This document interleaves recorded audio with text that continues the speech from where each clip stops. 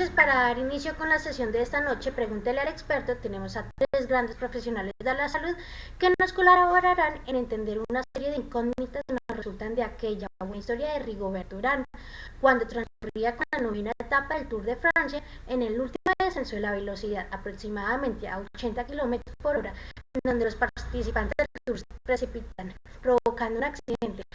Nuestro protagonista logra esquivar, pero no salir ileso, no por consecuencias físicas, sino por mecánicas, las cuales hacen que nuestro ciclista se tenga que exigir los últimos kilómetros en la etapa donde se consolida como ganador por Fotofin.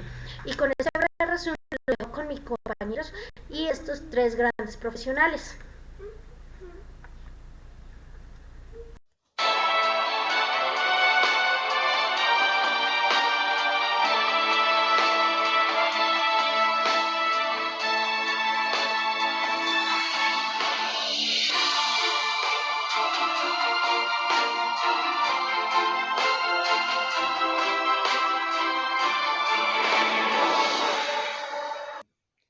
Gracias a Estudios, continuamos con Pregúntele al experto, con la doctora Leili Farfán, la doctora Paula Grimaldos y el doctor Jason González.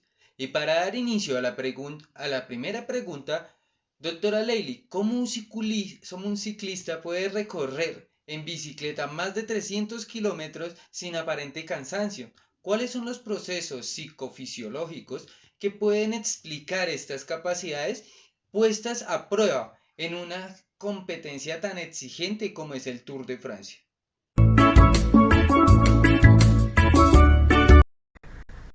Por supuesto, Oscar, claro que sí. Hoy en día, los atletas saben que los deportes están relacionados con el funcionamiento del cerebro y por ende el rendimiento deportivo en un nivel básico. Pues esto se trata de una coordinación entre el sistema visual con las partes motoras y la práctica.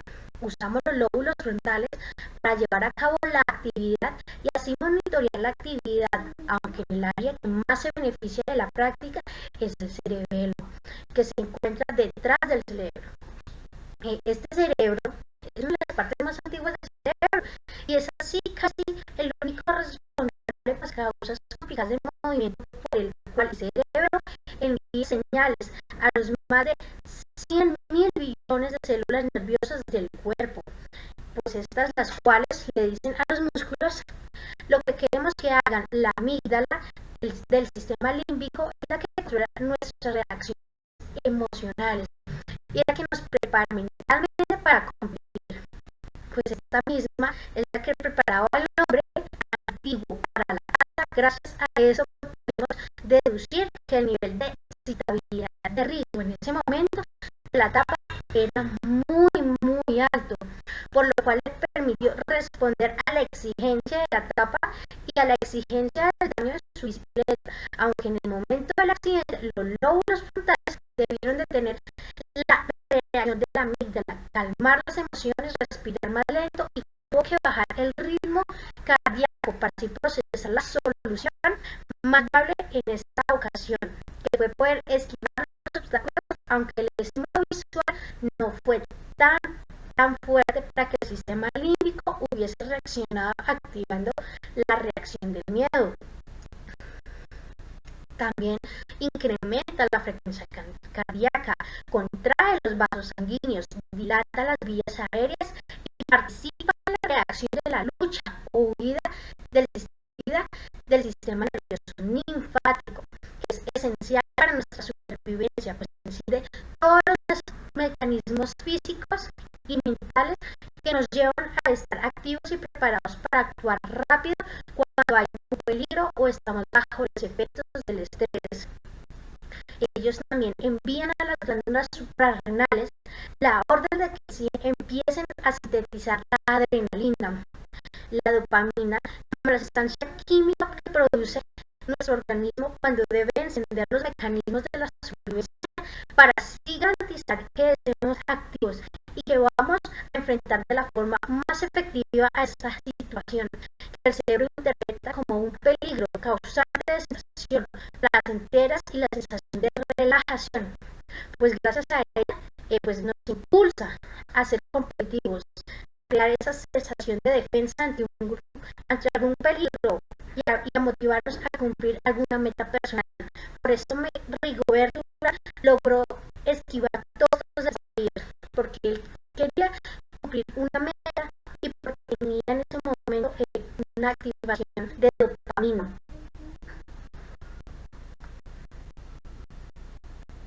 Gracias por su intervención, doctora Farfán. Y continuando en la entrevista, la siguiente pregunta será para la doctora Grimaldos. ¿Cómo hace un ciclista en competencia para recorrer altas velocidades, realizar ascensos y descensos y además tener el control del espacio, calcular la velocidad según las características de la carretera, ángulos, curvas o presencia de otros ciclistas, peatones que cruzan sin generar accidentes?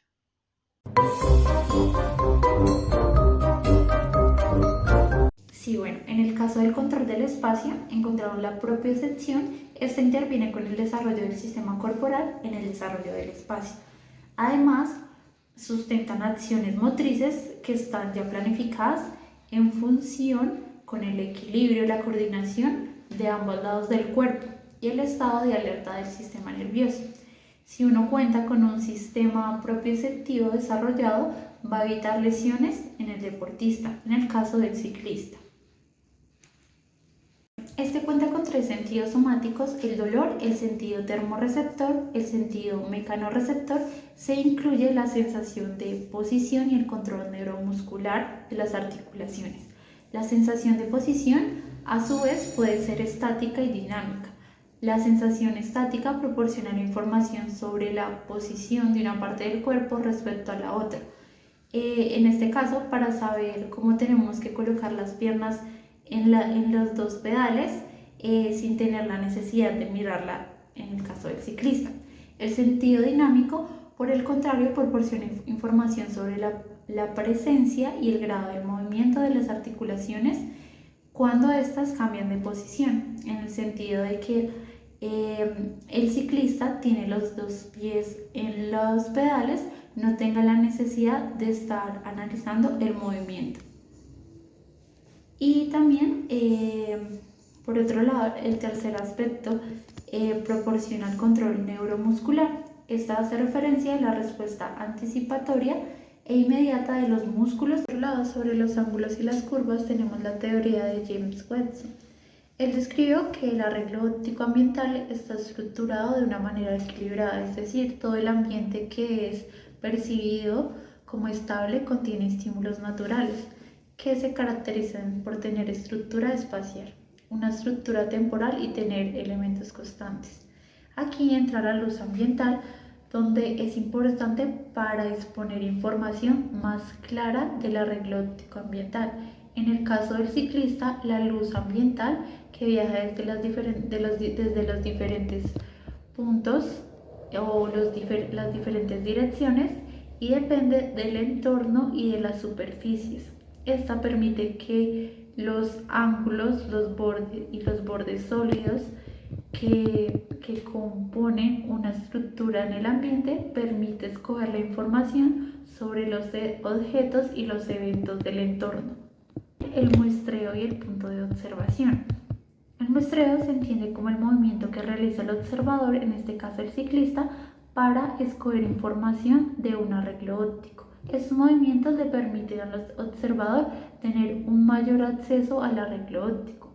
De esta manera percibir un mayor número posible de caras de las superficies que lo rodean. El observador siempre tendrá una cara de todo el arreglo óptico ambiental, ya que esto no puede percibir todo lo que ocurre a su alrededor. En el campo visual y esta transformación, él se desplaza de un lugar a otro.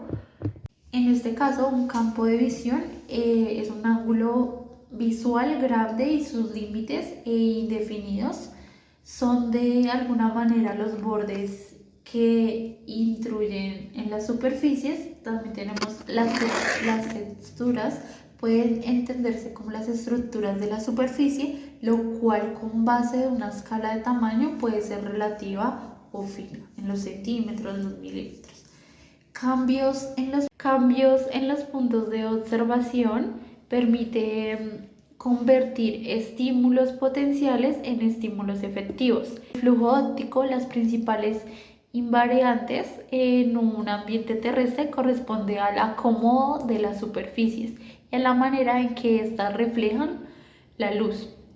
Esto es porque el acomodo tiende a persistir porque la mayoría de las sustancias son lo suficientemente sólidas como los movimientos del observador y de un objeto en el ambiente.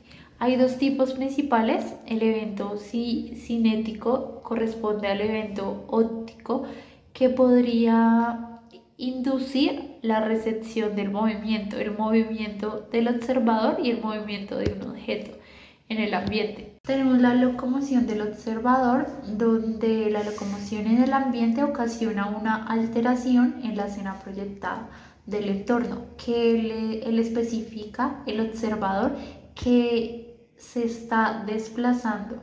En este proceso existe una relación entre el arreglo óptico previo y el inicio del movimiento.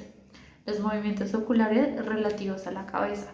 Los tipos de rotación ocular se refieren a los movimientos del temblor durante la fijación. Tenemos los movimientos sacádicos pequeños y los movimientos sacádicos amplios.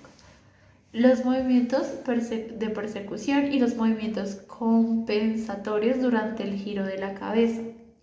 Todos los movimientos implican un barrido detrás de la imagen retiniana en potencia. Muchas gracias, doctora Grimaldos. Para finalizar con esta entrevista, el doctor González nos venía contando, fuera de cámaras, que se ven procesos de atención y memoria como en el caso de Rigoberto Urán, por lo que nos lleva a la última pregunta.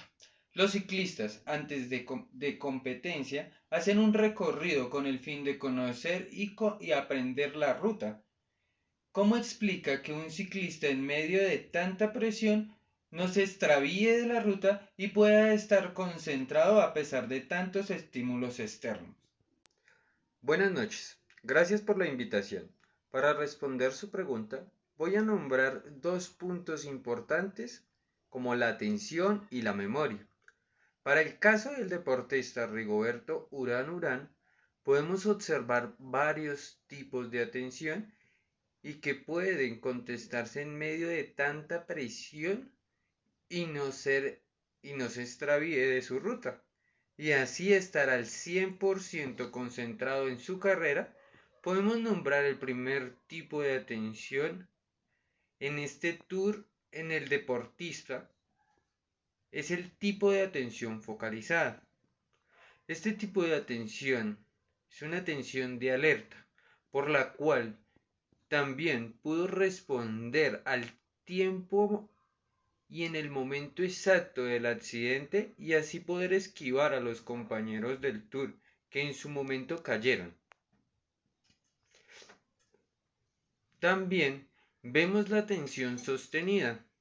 Es la capacidad de la función que podemos ver a Rigoberto, que está concentrado en un estímulo claro como la ruta del tour, para focalizar las variables de la ruta y no dejarse desconcentrar de los diversos estímulos que se vayan encontrando sobre la ruta.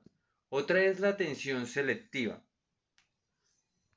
En esta, como lo decía antes, el deportista, como un excelente profesional, selecciona un estímulo específico, separando de otros, para lo que se requiere concentrarse. En este caso, lo que realiza es prestar atención, por ejemplo, a la curva correcta en el lugar específico, olvidando el número de distracciones, y así nuestro ciclista selecciona o discrimina el resto de información que se encuentra a su alrededor, para no equivocarse en su ruta.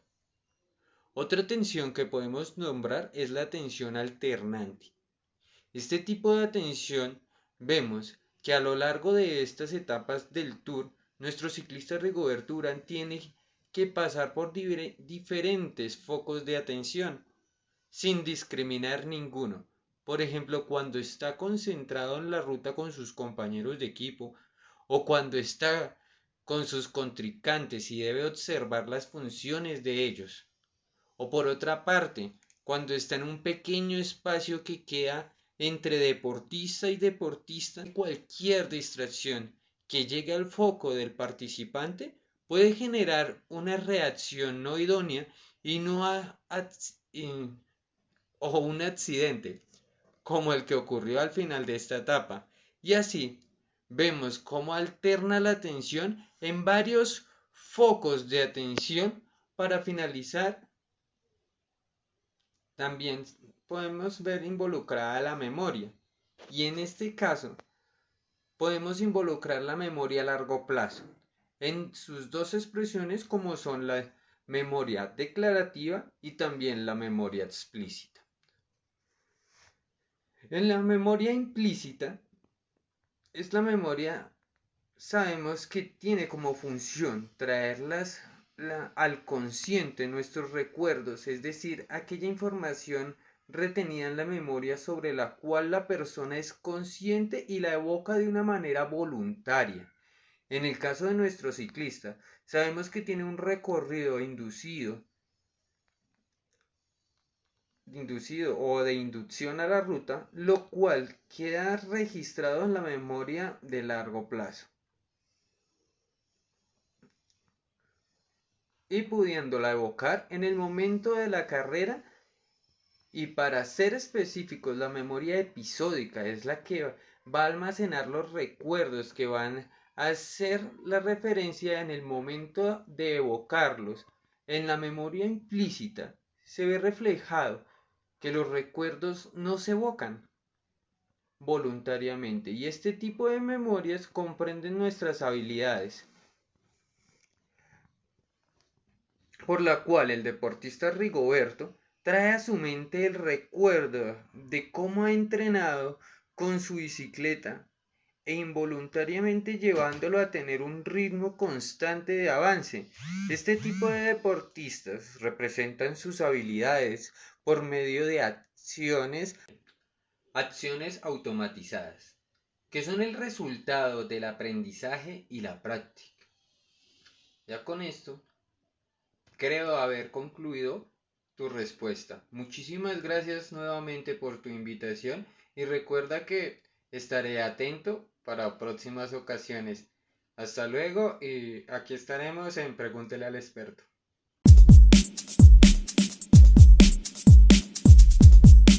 Muchas gracias, doctor González. Y con esto concluimos Pregúntele al experto. Continuamos con estudio. Bueno, muchas gracias, y con esto esperamos que haya quedado un poco más claro todos estos procesos que ocurren en el cuerpo humano, mientras que transcurre por una ocasión de circunstancias desde cómo se puede mover el ser humano hasta cómo percibe la situación y cómo actúa ante la focalización. Muchas gracias por estar, nos vemos en un siguiente programa. Que estén bien.